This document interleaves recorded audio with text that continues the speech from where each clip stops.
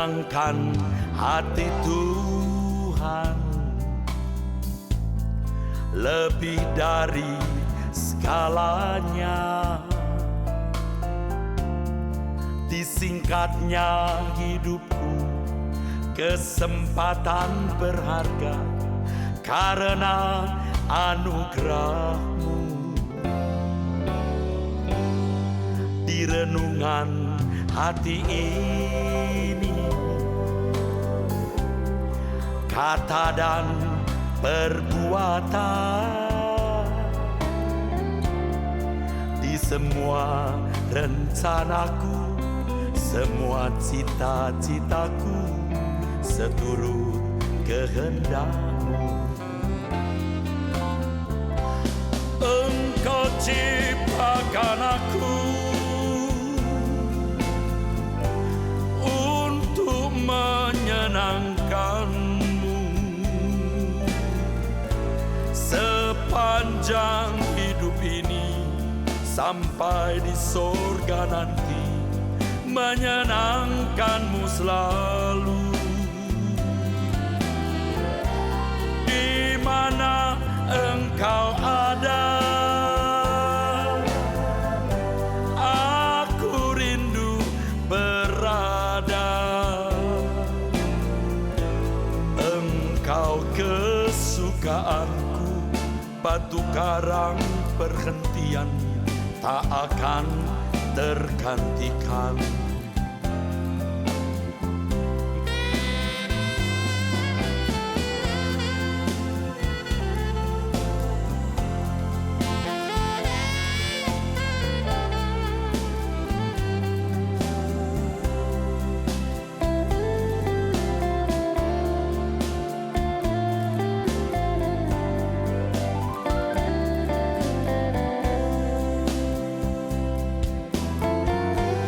Menyenangkan hati Tuhan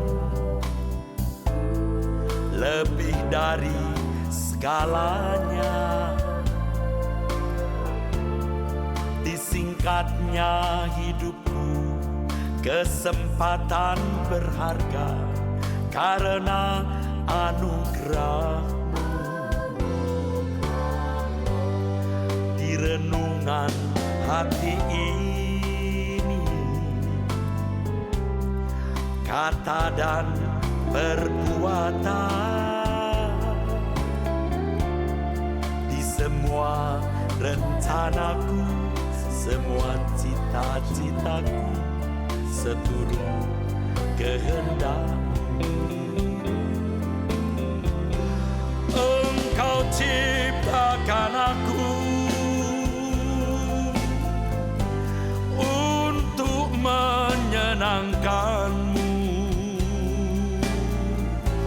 Sepanjang hidup ini sampai di sorga nanti, menyenangkan-Mu selalu.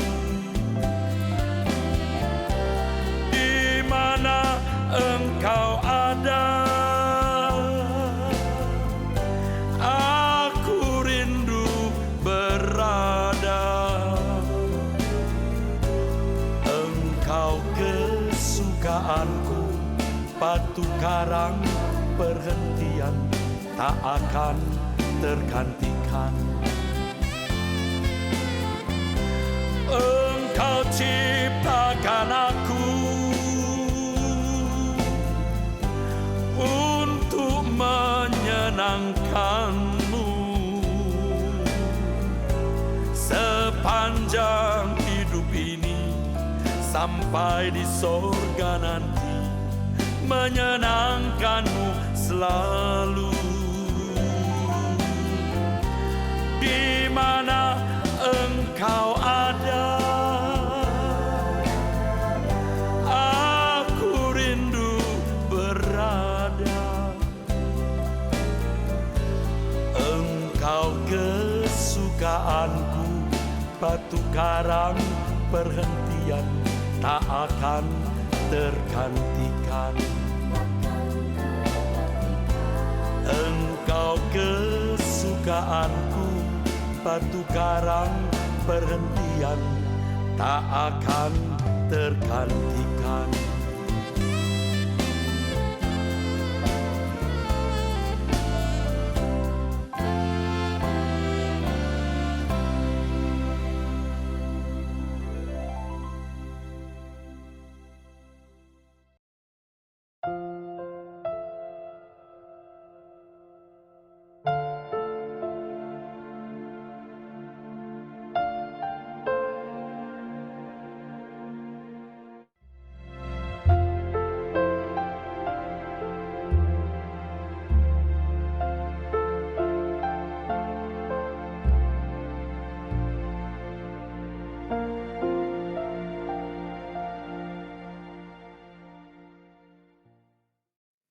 Kita bersyukur kita mengenal kebenaran ini dan menganalisanya dengan jujur, supaya kita yang pertama bagi para pendeta hamba-hamba Tuhan tidak terjebak dalam praktek-praktek penipuan tersebut.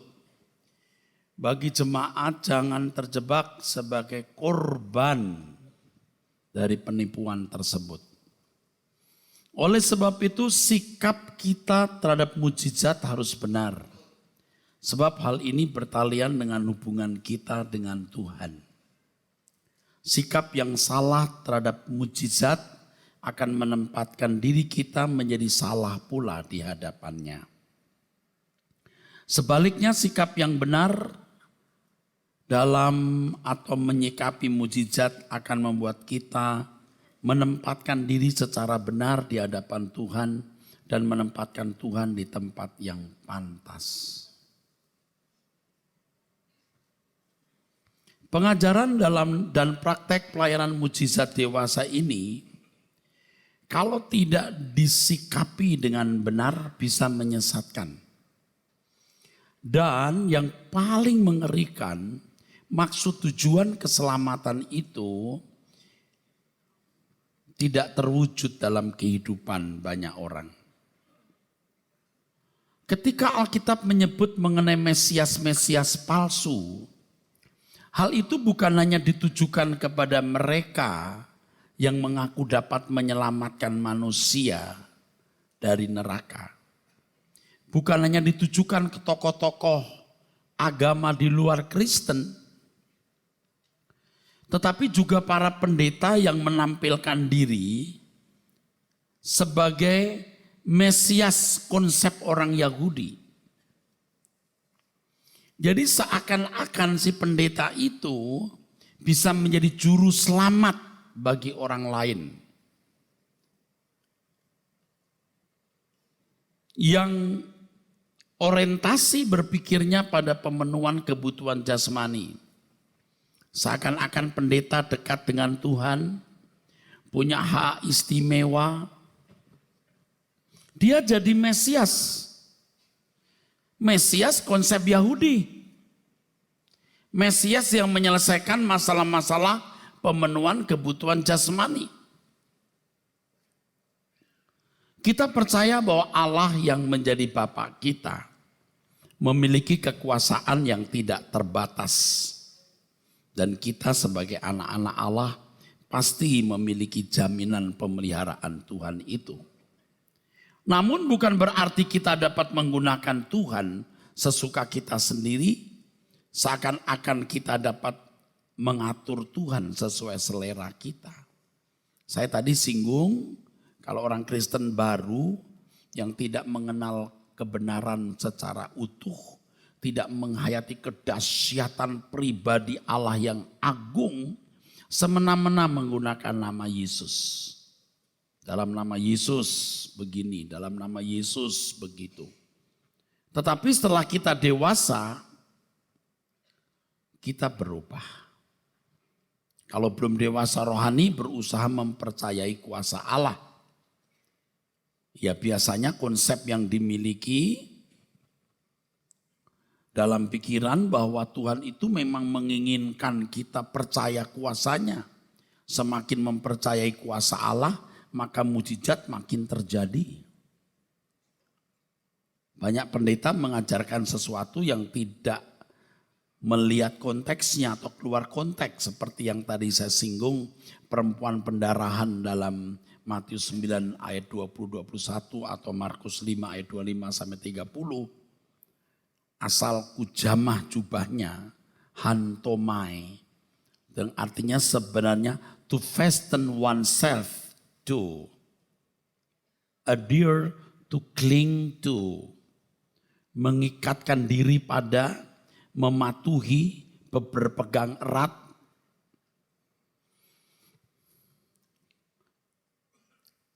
Saya mau menjelaskan ini agak menyimpang, tapi supaya saudara juga mendapat gambaran ya saudaraku. Waktu Tuhan Yesus menoleh ke belakang dan berkata, siapa yang pegang jubah saya? Itu bukan Tuhan pura-pura tidak tahu, memang tidak tahu.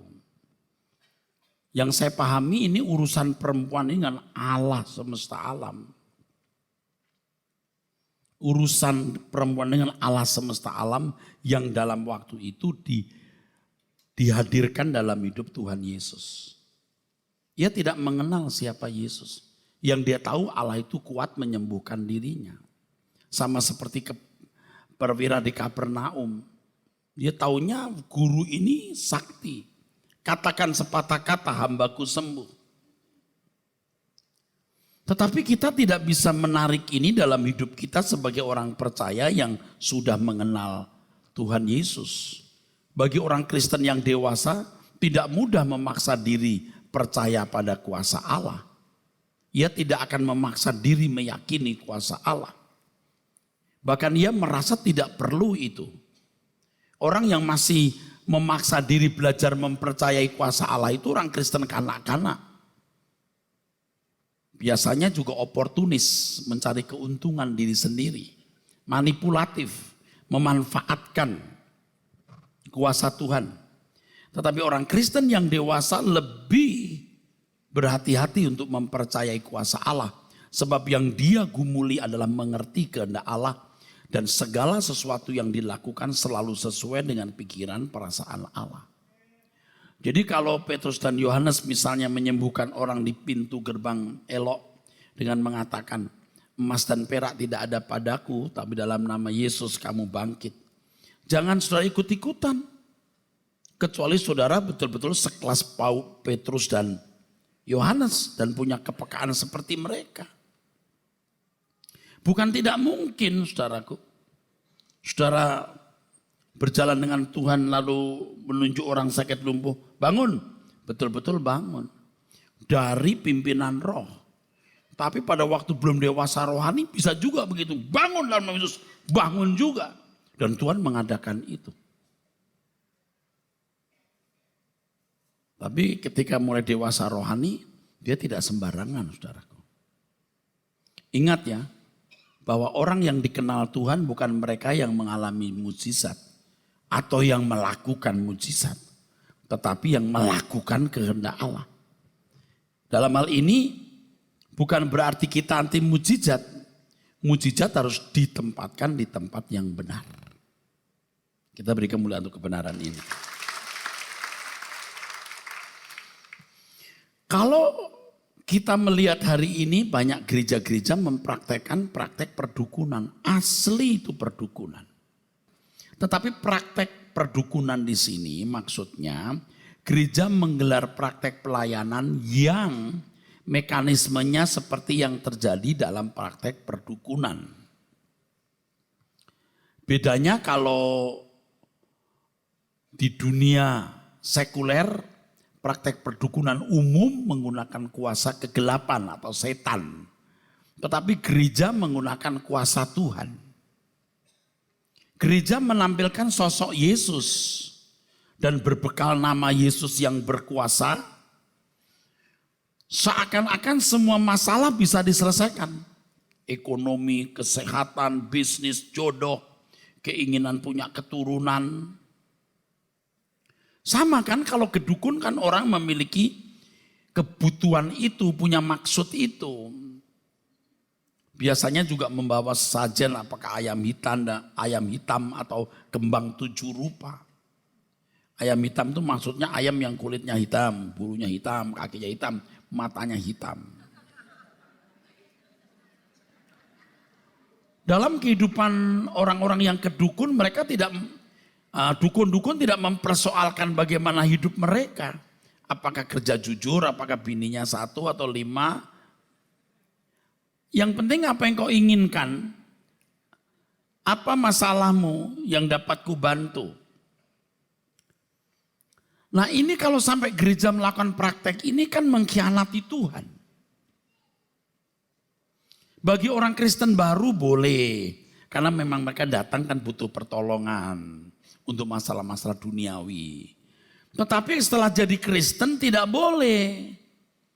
Sebab semua harus mendahulukan kerajaan Allah. Jangan sampai Tuhan berkata dengan tegas dan mungkin juga dianggap ketus. Kamu mencari aku bukan karena melihat tanda, tapi karena kau makan roti sehingga kenyang. Sekarang ini menjamur tokoh-tokoh yang mengaku dapat mewakili Tuhan memberi berkat. Paling tidak mengaku jadi mediator yang akan membuat jemaat mendapat kemudahan. Apa kesembuhan ilahi, pertolongan dari berbagai masalah. Tapi kalau di sini saya mau beritahu kepada saudara, jangan lagi cari-cari pendeta kayak begitu.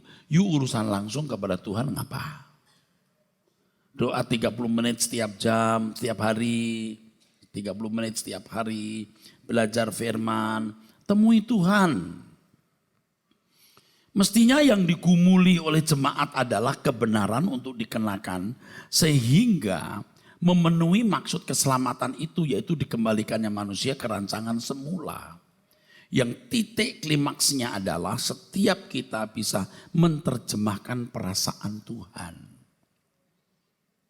Itu saudara, menerjemahkan perasaan Tuhan. Tubuhmu bait Roh Kudus itu bukan hanya berarti tubuhmu tidak boleh kau pakai untuk minum minuman keras atau merokok. Itu miskin banget kalau cuma ngomong begitu. Tubuhmu menjadi alat peraga di mana Roh Kudus menggerakkan. Di mana perasaan dan pikiran Allah diwujudkan di dalam tubuhmu, dalam gerak tubuhmu. Itu baru yang namanya memuaskan hati Tuhan atau melayani Tuhan. Jadi keselamatan diberikan agar manusia menemukan maksud dirinya diciptakan oleh Tuhan. Dikembalikan ke rancangan semula. Nah kalau orang kedukun, yang dibawa itu persoalan-persoalan lahiriah. Nah sekarang gereja mempraktekkan itu. Nah di dalam buku Yesus Fantasi saudara bisa membaca. Jangan mencari jalan keluar dari masalah-masalah yang kau hadapi. Hadapi masalah dengan tanggung jawab. Karena masalah itu mendewasakan mentalmu. Membuat engkau cakap melewati hidup ini. Engkau dengan persoalan engkau bisa lebih menghayati kebutuhan orang lain. Dan dengan persoalan engkau menghayati dunia bukan rumahmu. Jalani, hadapi saja masalah itu. Yang utama yang kita gumuli, kelemahan karakter kita yang mana yang sedang ditusuk Tuhan untuk diperbaiki lewat masalah itu. Jadi jangan cepat-cepat cari jalan keluarnya. Jalan keluar dari kelemahan karaktermu itu yang mesti harus ditanggulangi. Datang ke gereja mestinya bukan pemenuhan kebutuhan jasmani, tapi untuk mengenal Allah, untuk berjalan bersama dengan Tuhan. Nah mestinya begitu saudaraku. Seperti ilustrasi yang sering saya kemukakan. Kalau orang kedukun kan bawa masalah. Kong, ada apa? Saya bisnis tidak pernah beres nih Kong. Oh gampang, kamu pergilah ke Gunung Kawi. Ambil pasir Gunung Kawi. Kamu kepret di depan restoran kamu. Iya kan? Ada lagi. Kong, aku wanita, Kong. Siapa tahu. Swear, Kong, aku wanita. Masih gadis, Kong. Siapa tahu. Aku belum kawin, belum kenal laki-laki, Kong. Umur saya udah hampir 40. Aduh, Kong, aku ini tolonglah, Kong, bisa dapet jodoh. Emangnya kenapa? Nggak ada yang tertarik sama aku, Kong. Jangankan orang lalat pun nggak nempel. Lalu mau apa kamu? Ya tolonglah Kong supaya saya bisa dapat jodoh. Oke. Aku kepret dengan bunga 7 rupa. Pasti kamu jadi kenceng di pasaran. Laris di pasaran, nak. Dari percaka ding-ding sampai tong-tong. Itu kan gitu. Kedukun kan masalahnya begitu. Kan nggak ada perempuan yang bilang, Kong, apa? Saya belum menikah, Kong. Lalu mau apa?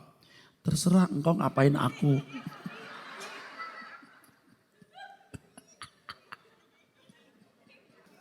Kamu gila. Itu kan kedukun begitu, saudara. Nggak ada perempuan yang kedukun gitu itu. Kang, terserah engkau ngapain aku. Ya. Tapi kalau ke Tuhan kan kita diajar begini. Tuhan, aku datang padamu. Mau apa anakku? Ya aku tanya, Tuhan tuh ciptakan aku untuk apa ya? Nah itu hanya di gereja. Loh kok gak diajarin untuk apa manusia diciptakan? Masalahmu apa hari ini? Ayo yang belum menikah, yang belum punya anak. Yang problem utang piutang. Datanglah Tuhan beri kelegaan. Loh. Kelegaan di situ maksudnya supaya tidak punya kesenangan hidup. Supaya bisa digunakan Tuhan sebagai alat sesuka Tuhan kok. Malah kelegaan dari keadaan tidak punya rumah jadi punya rumah. Dari belum nikah dan dapat jodoh. Dari sakit sembuh. Dari banyak utang lalu utangnya kebayar. Lega. Itu ngajarin apa? Alkitab tidak mengajarkan begitu. Kelegaan itu anapaus itu perhentian. Udah kamu jangan nyari apa-apa. Cari aku, ku didik kamu. Ku beri cook kamu. Itu Kristen yang benar begitu. Tapi herannya ini gak laku yang begini. Gak laku di luar tapi laku di sini. Nyatanya banyak yang datang.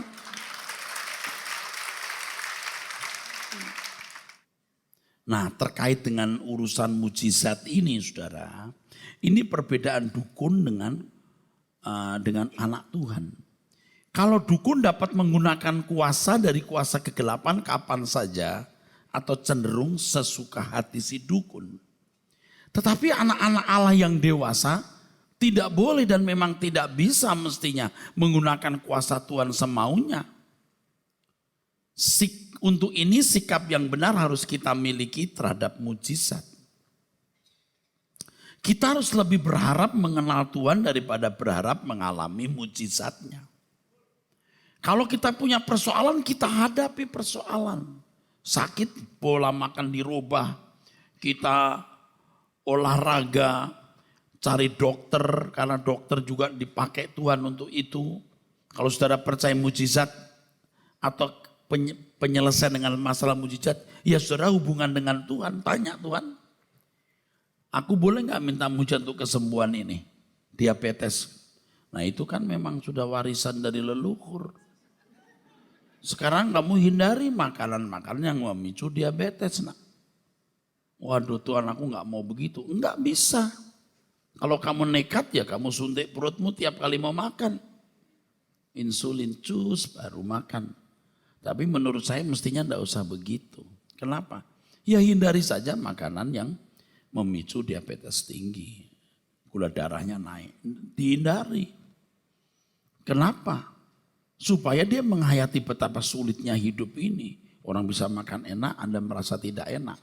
Yang tidak enak jadi enak. Nanti di langit baru bumi baru serba enak. Kan jadi nyaman saudara. Kalau saudara punya diabetes, saudara makan sembarangan, lalu sakit, lalu minta kesembuhan. Itu mah bukan kanak-kanak lagi, enggak fair, kau licik. Kamu enggak tanggung jawab, maka di dalam penjelasan saya di sini. Kalau seseorang ya menyikapi salah mujizat, dia jadi malas, tidak bertanggung jawab, berpikir mistis, serba mistis. Ya, lalu tidak menjadi dewasa rohani. Ini sebenarnya fenomena mujizat kalau salah disikapi itu bahaya. Mujizat itu bagian hidup orang percaya. Kenapa bagian? Karena Allah sumber mujizat bagian hidupnya. Tidak diragukan. Tapi bukan berarti lalu kita mau memanipulasi kekuatan Tuhan itu. Mengenal Tuhan dan kehendaknya harus lebih dari mujizat yang kita terima untuk menyelesaikan masalah-masalah kita. Justru masalah-masalah yang kita hadapi itu mendewasakan kita. Nah, kalau itu sudah jadi buku, saudara akan membaca dalam bab, salah satu bab judulnya Duri dalam Daging. Paulus sendiri punya thorn in the flesh, duri dalam daging. Duri dalam daging dalam diri Paulus itu dibiarkan Tuhan.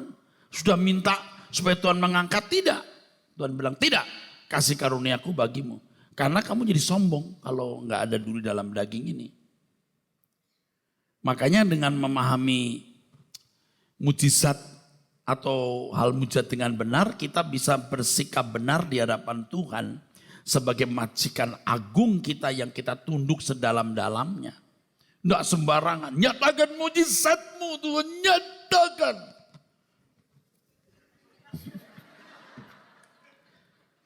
Kok Tuhan kamu ajari loh, biar namamu dimuliakan.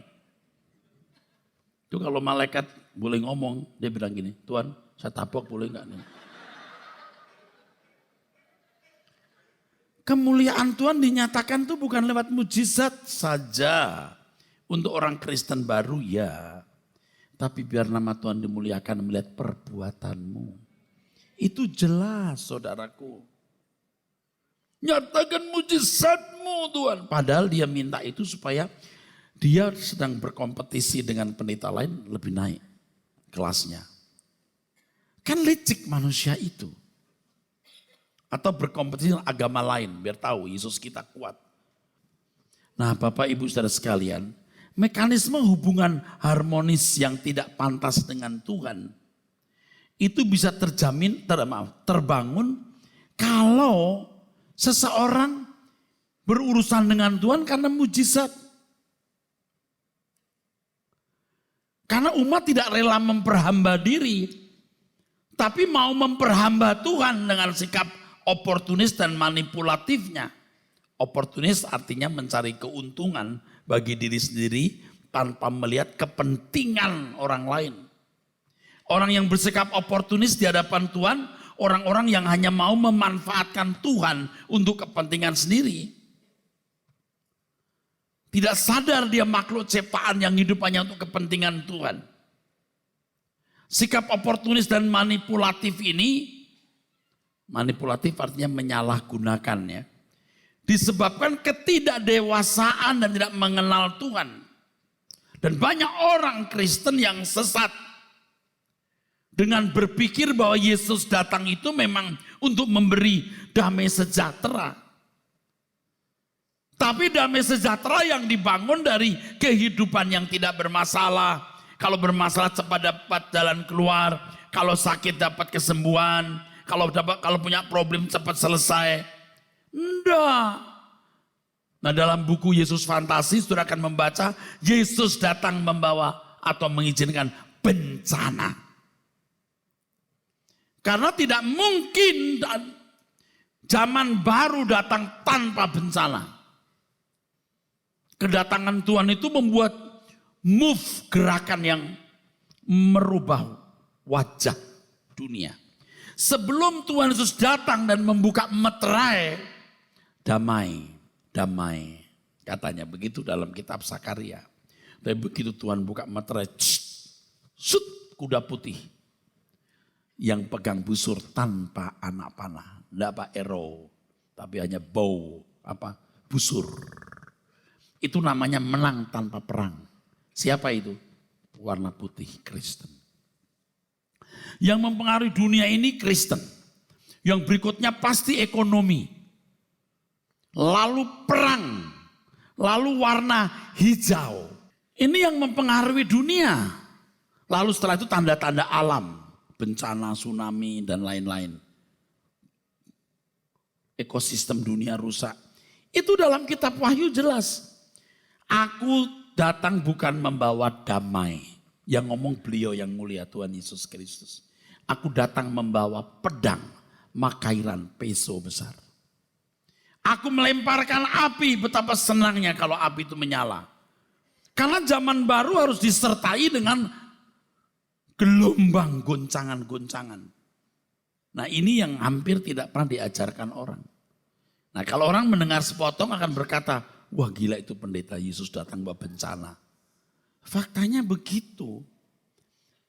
Faktanya begitu. Dia datang membawa bencana.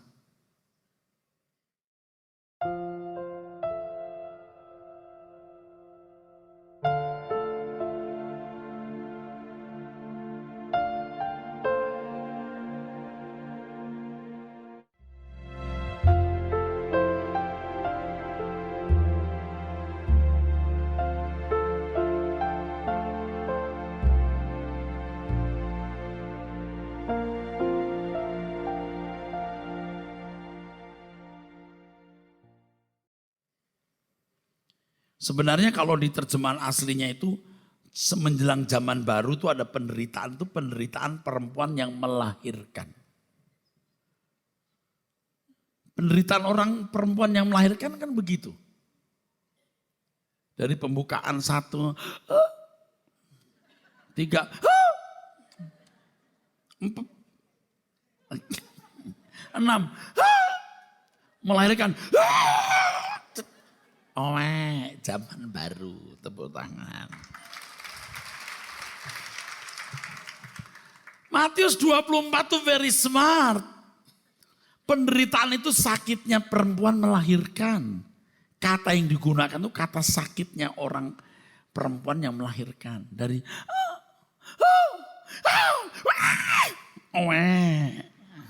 tepuk tangan lagi.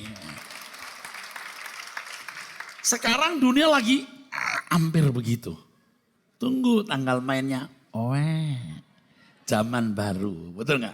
Kita diangkat Tuhan naik. Ya kan? Oke. Saudara jangan berpikir Yesus datang membawa kesejahteraan loh. Dia datang untuk membawa perubahan. Makanya setiap orang Kristen yang begitu diproses Tuhan sakit saudara. Dulu kalau kita menginjil begini nih. Ci, ke gereja Ci, ntar tokonya laris Ci, diberkati. Loh, dulu saya begitu.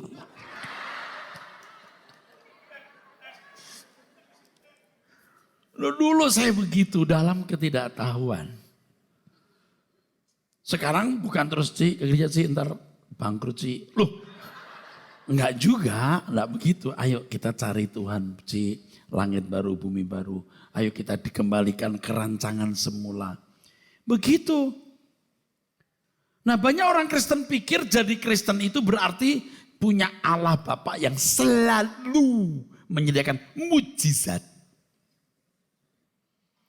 Waktu kita kecil ya, punya mama itu ya punya kita. Minta apa saja. Begitu kita dewasa, kita mulai gak gampang loh minta duit. Malu. Nah Kristen dewasa itu gak ngelirik dompetnya Tuhan, kuasanya Tuhan. Kau punya dompet gak? Coba kamu sini deh. Nggak usah pegang dompet sini. Sini bro. Jadi kalau kita gini. Oh Tuhan. Oh Tuhan. Makasih. Jadi oh Tuhan. Dompet. Dompet. Sekarang kita melihat hatinya Tuhan. Lihat hatinya. Jangan dompetnya. Kenapa orang melihat dompetnya? Karena di dalam dompet itu mujizat masih ada.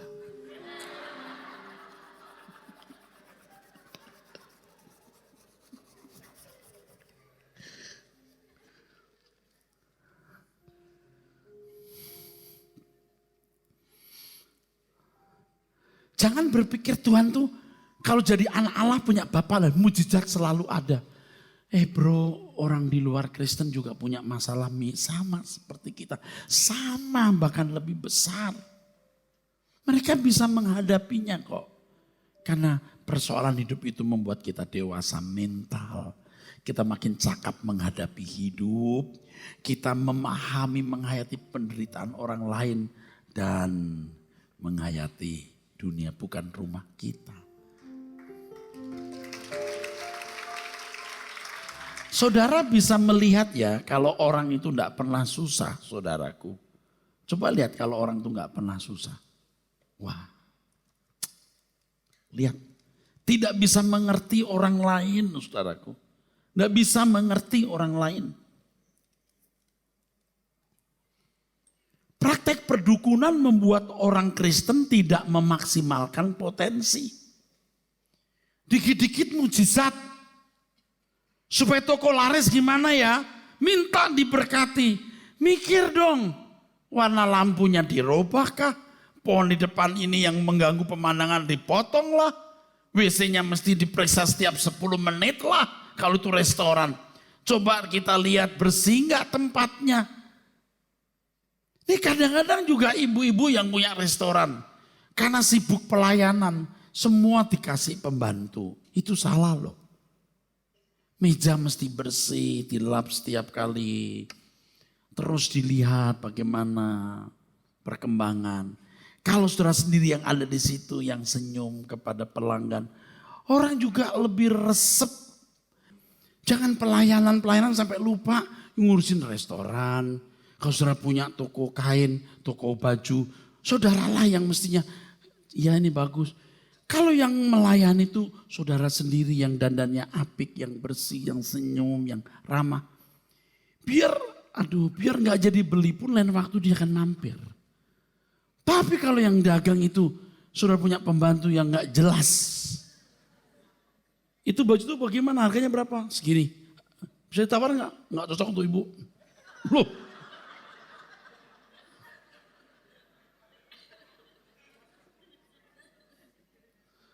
Lain kalau saudara, mungkin bu ini kurang pas yang itu diambilin. Nggak jadi beli nggak apa-apa. Saudara simpen bawa permen-permen kecil, gulali kecil. Kalau ada anak, ini biar nggak belanja juga permen.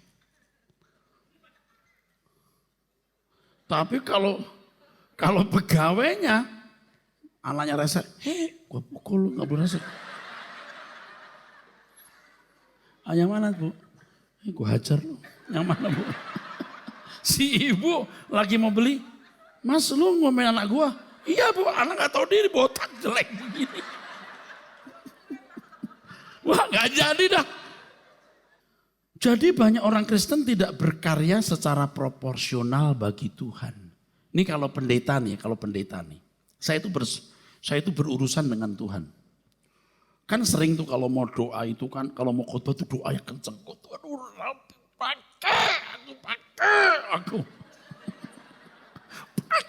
Aduh, pakai aku. Malaikat kira-kira gini, aduh.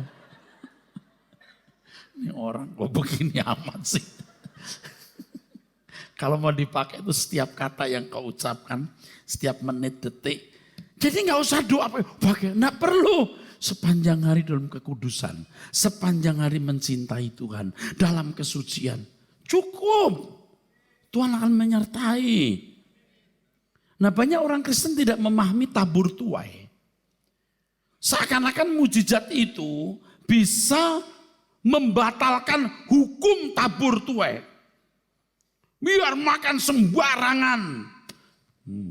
Oleh bilur Tuhan. Tuhan diajak melanggar hukumnya. Anda tahu, saya kasih tahu ya, sebagian besar tahu apa? Banyak pendeta mati muda. Betul nggak?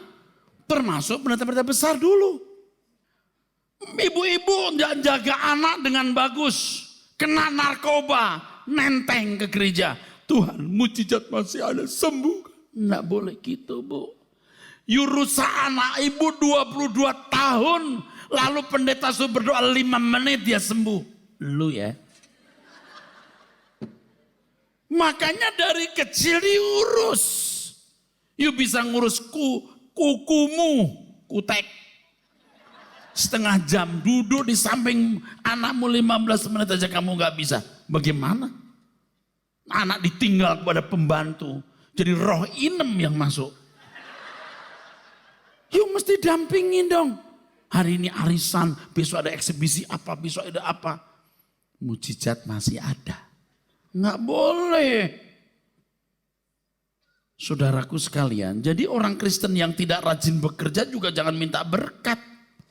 Yang di kerjaan itu maunya berantem sama atasan, tidak mau tunduk. Waduh, gajinya gaji direktur. Efektivitasnya efektivitas kondektur. Itu kan jahat dia. Dia tidak berguna untuk perusahaan itu. Dia tidak efektif untuk pekerjaan itu. Gaji gede. Lalu saudara, anak Tuhan yang baik, pasti bengkok hatimu. Yakin dah kamu bengkok. Pasti bengkok. Minta berkat Tuhan. Kalau mau doa berkat gini.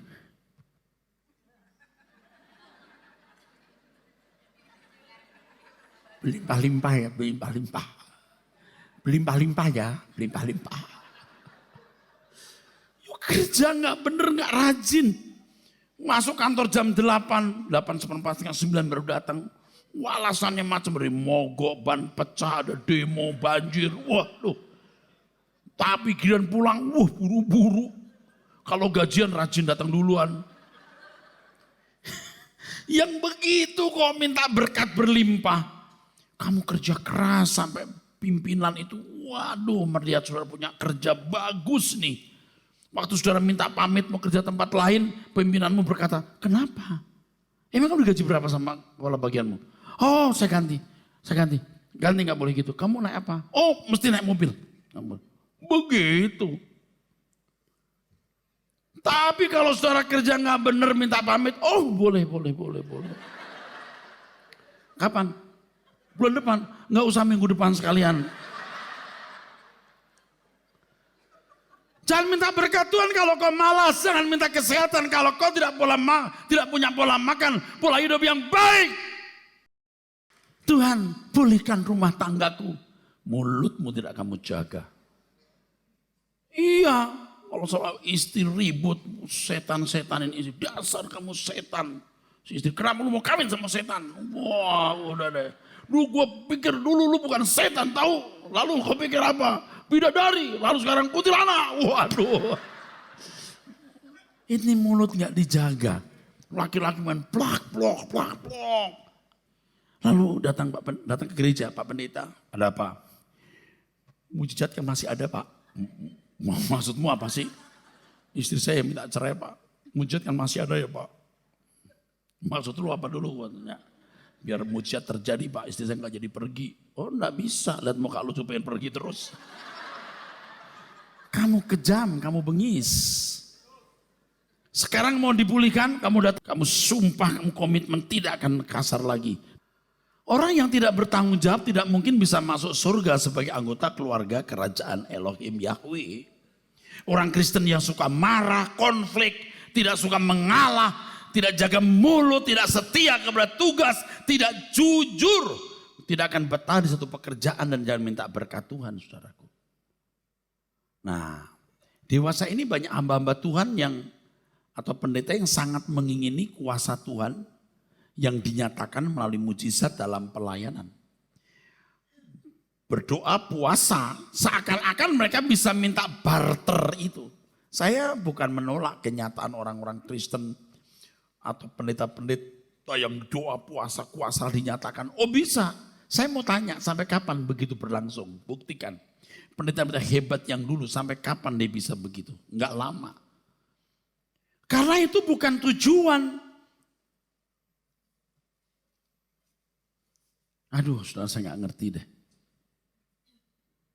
Bukan tujuan. Kita juga melihat mujizat bukan tujuan.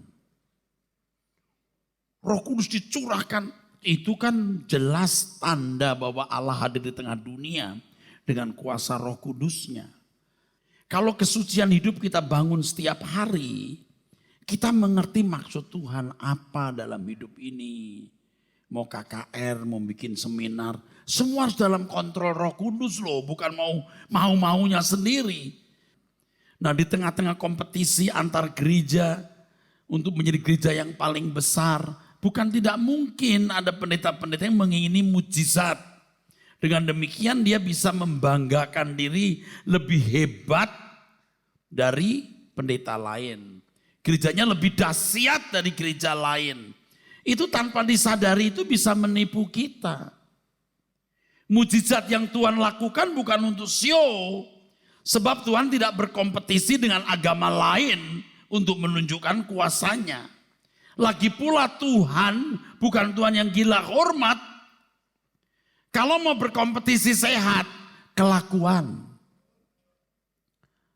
Saudara menjadi saksi bukan dengan mujizat, tapi menjadi saksi dengan perbuatan.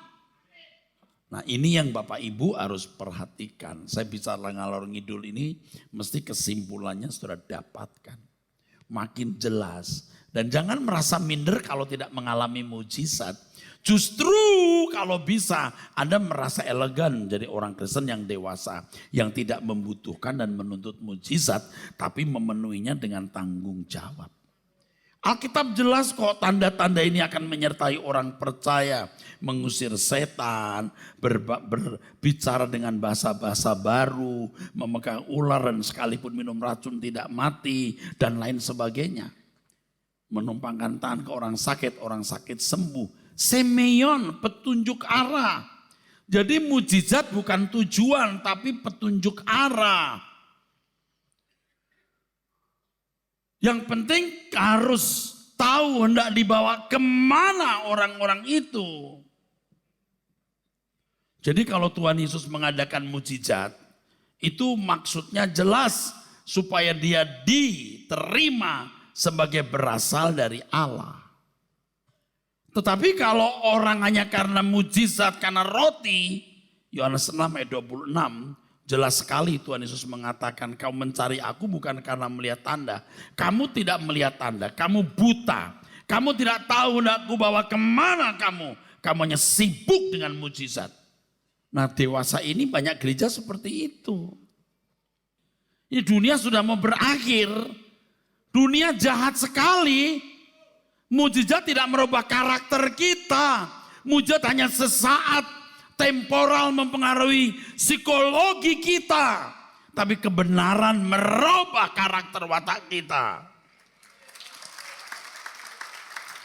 Sebagai pendeta tidak boleh hanya doa mujizat terjadi nanti khotbahku diurapi. Dia harus belajar periksa kata dalam bahasa aslinya, melihat latar belakang Alkitab, dia susun khotbah yang bagus. Tentu kesucian hidup, kemurnian hati itu mutlak. Nah, waktu dia di mimbar, dia sudah membayar harganya. Anda tahu bahwa khotbah 45 menit itu harganya bisa 7 hari sebelum dia khotbah. Itu jam-jam yang panjang. Ketika jam 2, jam 3 dia bangun untuk menghadap Bapa di surga. Lewat malam yang panjang, dia membangun khotbah yang hanya 45 menit tapi mengubah manusia. Tuhan Yesus berkali-kali kok memperingatkan agar murid-muridnya tidak mempublikasikan mujizat yang dia alami atau kejadian dahsyat yang mereka lihat. Sebab dengan maksud supaya tujuan keselamatan yang Tuhan sediakan jangan diartikan salah. Saudara, hari ini kalau orang menekankan mujizat tanpa mengajarkan kebenaran yang murni, untuk apa kita jadi orang percaya? Itu kan memarkir orang di bumi. Mesias yang sejati itu bukan Mesias yang mau melepaskan kita dari masalah-masalah duniawi semata-mata, tapi dari perbudakan dosa. Mesias yang membawa kita ke langit baru, bumi baru. Sebab bumi ini akan dihancurkan oleh lautan api. Di bumi kita hanya mempersiapkan diri, saudaraku sekalian, untuk bisa layak menjadi umat Allah. Dan tidak bisa dipungkiri hari ini banyak gereja mengajarkan Yesus yang lain. Yesus yang diperkenalkan sebagai Mesias, tapi bukan Mesias yang benar. Mesias duniawi. Tidak heran kalau gereja-gereja seperti ini tentu dipadati oleh orang yang datang. Karena apa yang diajarkan cocok dengan semangat zaman. Yesus yang dibuat sibuk membuat mujizat. Yesus yang dibuat sibuk memenuhi berkat jasmani. Dan menolong masalah-masalah yang dialami jemaat. Agar dapat membuat hidup di bumi menjadi nyaman. Itu Yesus yang lain. Tapi Yesus yang lebih laku dari Yesus yang original, yang sejati.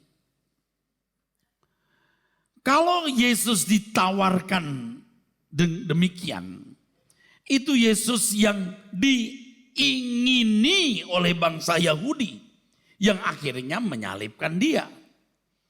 Tanpa disadari ada orang-orang Kristen yang duniawi. Oh, rajin ke gereja, mungkin juga jadi pendeta, tapi duniawi.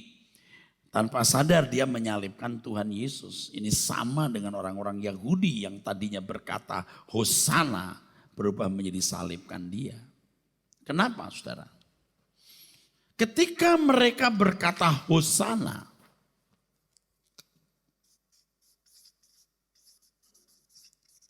artinya oh Lord, help us. Help dari apa? Help dari masalah duniawi. Saudara renungkan benar ini. Tapi ketika mereka melihat Yesus dimahkotai duri, mereka berkata pembohong. Karena keinginan mereka tidak dituruti. Memang ibu-ibu, wanita-wanita menangisi Tuhan Yesus. Memang. Dan sebagai wanita gak tega lihat manusia diperlakukan seperti hewan dan orang itu. Dalam hal ini Yesus pernah berbuat baik untuk khalayak. Untuk masyarakat. Tetapi sebagai sikap mereka yang kecewa. Lalu mereka berkata, salibkan dia. Saya tidak mengatakan orang Kristen mengucapkan kalimat kepada Yesus, salibkan dia. Tetapi dengan memahami Yesus sebagai Mesias duniawi itu, mereka terbelenggu dengan percintaan dunia. Terikat dengan hal-hal duniawi. Dengan keterikatan itu yang terjadi adalah mereka menyalibkan Tuhan kedua kali. Mereka tidak bisa menjadi kekasih Tuhan yang melekat dengan Tuhan, saudara. Tidak bisa. Karena hatinya terikat dengan dunia. Padahal kalau sudah ikut Tuhan Yesus, seseorang tidak boleh bisa dibahagiakan oleh siapapun dan apapun. Sebab apa yang membahagiakan hidupmu itu menyetir hidupmu. Siapa yang bisa membahagiakan hidupmu itu akan mengendalikan dirimu. Lalu apa dan siapa yang bisa membahagiakan hidupmu itu bisa menjadi majikanmu. Sebab engkau menundukkan diri kepadanya. Dan itu pengkhianatan kepada Tuhan Yesus. Itu sama dengan menyalibkan Tuhan kedua kali. Jadi Kristen yang benar itu Kristen yang harus mengosongkan bejana hatinya dari segala kesenangan. Dan menjadikan Yesus sebagai satu-satunya kesenangan. Nah kalau Yesus menjadi satu-satunya kesenangan secara benar. Dia tidak menghendaki berkatnya Tuhan Yesus. Dia tidak menghendaki kuasanya Tuhan Yesus. Dia tidak mengingini mujizatnya Tuhan Yesus. Dia mengingini hati Tuhan Yesus. Dia mau mengerti kehendaknya dan melakukan kehendaknya. Dia mau menyenangkan hati Tuhan, saudaraku. Dengan menyenangkan hati Tuhan itulah dia menemukan kebahagiaan hidup. Mujizat membahagiakan kita. Mujizat menyenangkan umat. Tetapi kelakuan yang sempurna membahagiakan Tuhan. Jangan saudara pikir mujizat itu menyenangkan Tuhan. Oke, untuk orang Kristen yang baru bisa dimengerti. Sama seperti orang tua bisa memberi sesuatu kepada anaknya yang masih kecil, anak itu bahagia, orang tua senang. Orang tua bisa berbuat banyak hal untuk anak-anak. Mujizat itu membahagiakan kita, menyenangkan kita, memuaskan kita. Tapi tidak memuaskan hati Tuhan. Lagi pula Anda tahu mujizat itu bagi Tuhan bukan mujizat. Kenapa?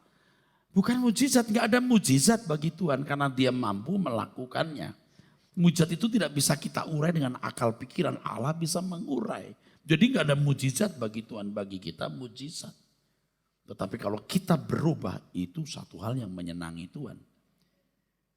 Allah bisa buat apa-apa dengan mujizat, tapi satu hal yang Allah nggak bisa lakukan, merubah karaktermu. Karena kau sendiri yang harus melakukan. Dan kalau kamu melakukan hal itu membahagiakan Tuhan. Maka orang Kristen yang benar tidak mengharapkan mujizat, tapi berjuang untuk berubah menyenangkan Tuhan. Amin.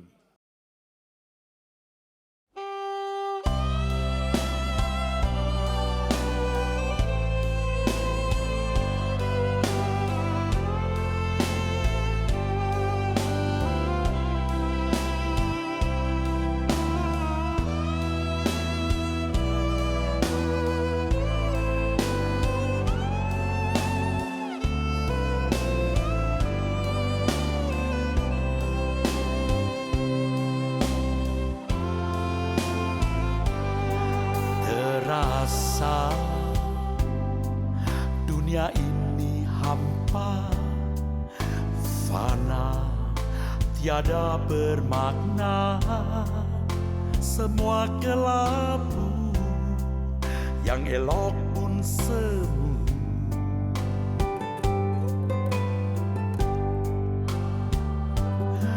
Ya Bapa, nyalakan nafasmu seperti pada putramu. Torehkan kisah jejak anak Allah di hidupku.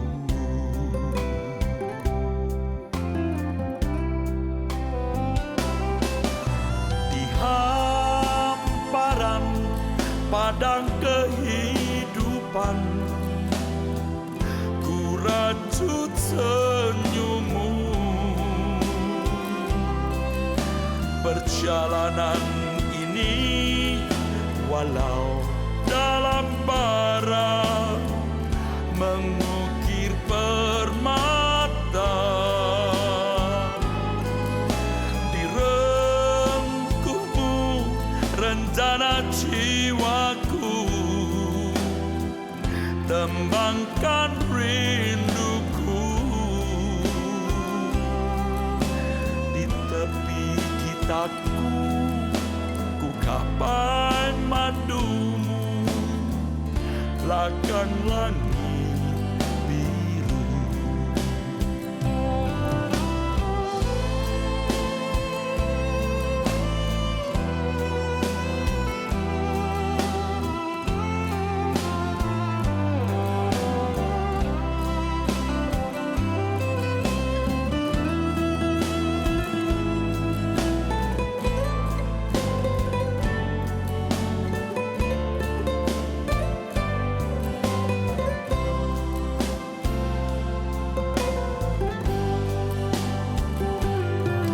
Ya Bapa,